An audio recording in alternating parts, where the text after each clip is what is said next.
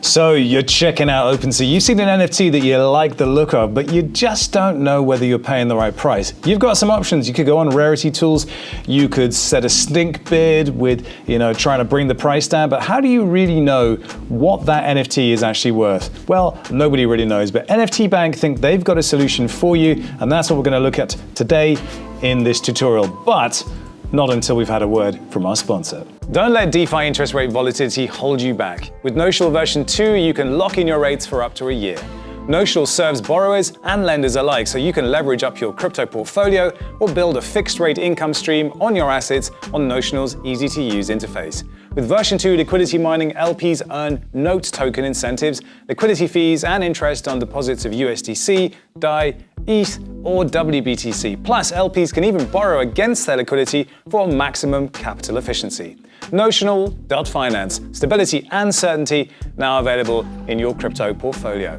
TracerDAO is a derivatives meta protocol that allows anyone to create a financial market through Tracer's permissionless open source infrastructure. It designs and installs financial derivatives as deployable smart contracts via the Tracer Factory. Financial contracts, like the perpetual swap, can be engineered and added to the factory for deployment, where it's voted on by TracerDAO governors before the new market is created. With TracerDAO, they envisage a world where you can effortlessly manage your local consumption risk, things like how much fuel you'll need and use, for example. One of TracerDAO's first products, Perpetual Pools, is a leveraged token that allows individuals to gain fungible, leveraged exposure to a price feed without the risk of liquidation.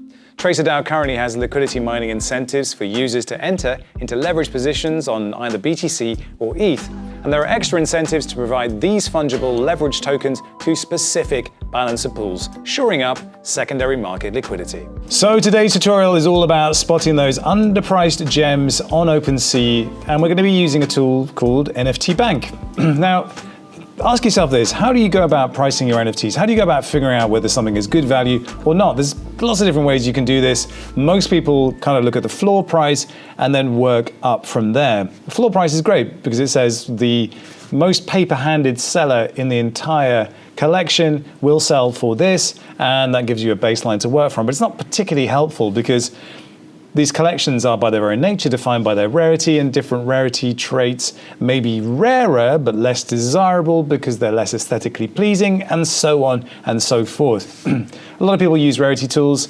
Here we can click on an item and see the rarity value or floor price for each trait. Again, it's helpful, but what's the difference between the bored unshaven pizza in this ape and the bored unshaven pizza in another ape that might have a trippy fur? It has nothing to do with it. The rarity it's difficult to understand and it's difficult to price correctly. So that brings us to NFT Bank. NFT Bank is a portfolio management system.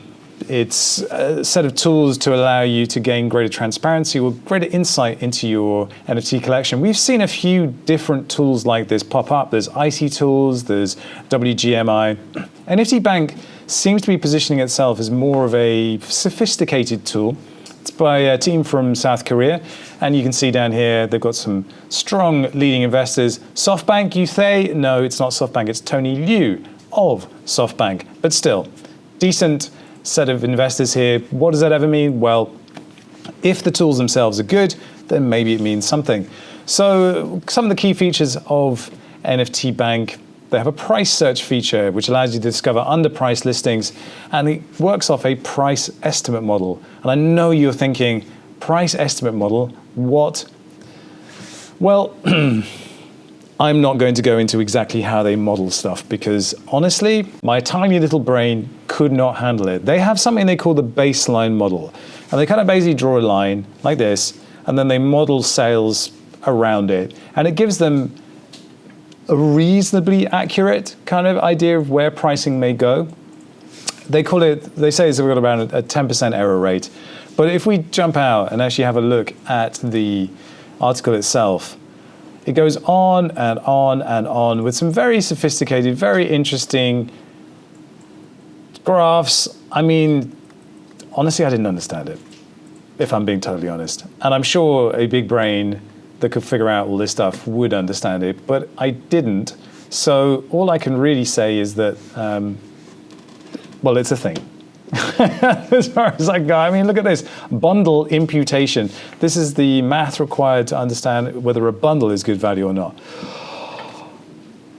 Anyway, what it means is you get a result out the other end, which should give you a slightly better estimate of whether something is undervalued or overpriced or not.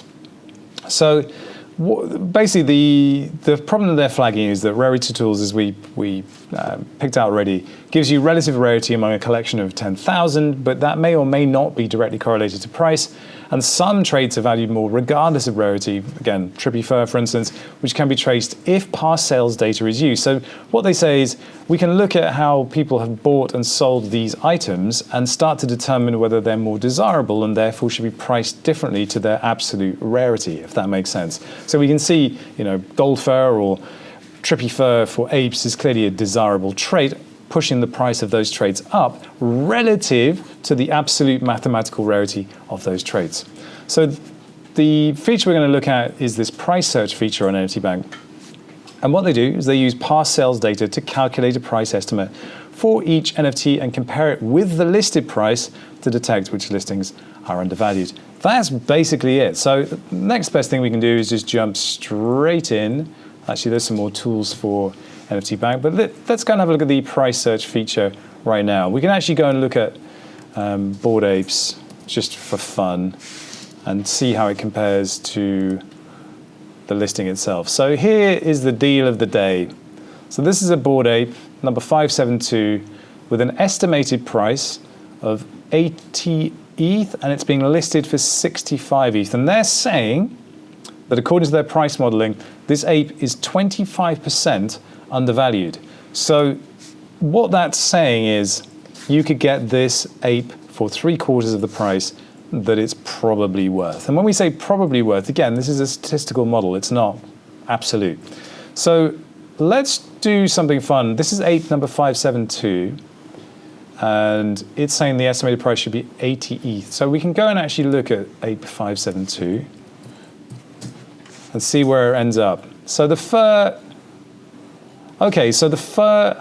floor price, 65.5. How has it actually been priced? 65. So this seller is pricing their asset based on rarity tools, by the looks of it, on that estimate. Whereas NFT Bank is saying, actually, you've underpriced this by 15 ETH, and that's not insignificant. That's quite a big underpricing of that particular ape. Now, what might cause it to be that is that the robot fur might be more desirable, and therefore you can make a better stab at it. So that's basically how it works. If we scroll down, we can also see assets that are overpriced. So for instance, this one with pink fur, is thought to be 9% overpriced. But generally speaking, that's not massive overpricing for an asset as in demand as Bored Apes. So let's have a look at something else. We were looking at digital fashion this week. There's a collection called 10KTF, which you won't find on Rarity Tools. This is basically a selection of primitives, high tops, bags, and other things that you can wrap your NFT around to create a very individual, unique, specific NFT piece of wearables / quote unquote wearables. But if we look here, we can see that this one, these only high tops, 49% undervalued. So that would be a great deal if you believe in this ecosystem. Some more great deals here. So it's much harder to price these things, obviously. Nothing's overpriced in this ecosystem by the looks of it, which is kind of fun. What else could we look at? Let's look at animators, since they're there. So there's some good deals here, minus 20%, but also we can see that there's some quite heavily overpriced assets here as well. Now, it should be said that this is a guide. This is not a reason to go and base all your purchasing decisions, but if you're looking to get a decent deal on something and you could look at the historical data, you might be able to determine actually that, yes, this is a good deal. I just want to look at some of the other tools on NFT Bank. So here's like a heat map of how busy I was through the different phases of this year. January, February did nothing. And then slowly, as I know myself, I started to sort of really become a buyer and a collector in June. And then somehow, in the beginning of November, I got really busy. I wasn't aware of having been that busy, but I really was. They give me my break even here. That's terrifying. And then there are some tax filing tools here. So this is probably one of the hardest things that any of us are going to have to deal with, is how on earth we report our NFT activities for tax. Fortunately, those tools are starting to become a little bit easier. So we have token tax, coin tracking, and Coiny here. And then there's an IRS free file, but there's basically going to be formats for you to supply accurate tax reporting to whoever's doing your taxes for you, which I think is going to be really needed as we move into next year. So that was a very quick look at NFT Bank's price search facility. Can't state it enough. This is an estimate. It's their pricing model, and you can dig into exactly how they come to that pricing model in that Medium post. So take it with a pinch of salt, but it's just another tool to give you an idea about whether you're being overcharged or undercharged, and where best to position your bids if that's the way you want to operate in the market. Good luck out there. More digital fashion stuff coming out. That wasn't really digital fashion, was it? But we're sort of branching into more NFT-focused, metaverse-focused content this week. If you have any suggestions for us to cover in our tutorials, drop them in the comments below. Over on the clock over there, I can see that our subscriber count is 89.8 thousand. If you would like to add to that, hit the subscribe button. We're trying to get to 100,000 by year's end. That would look like a really great year for us. And if you like the channel and you like what we do, well then consider subscribing. I will see you in the next one. Have a great week. Peace!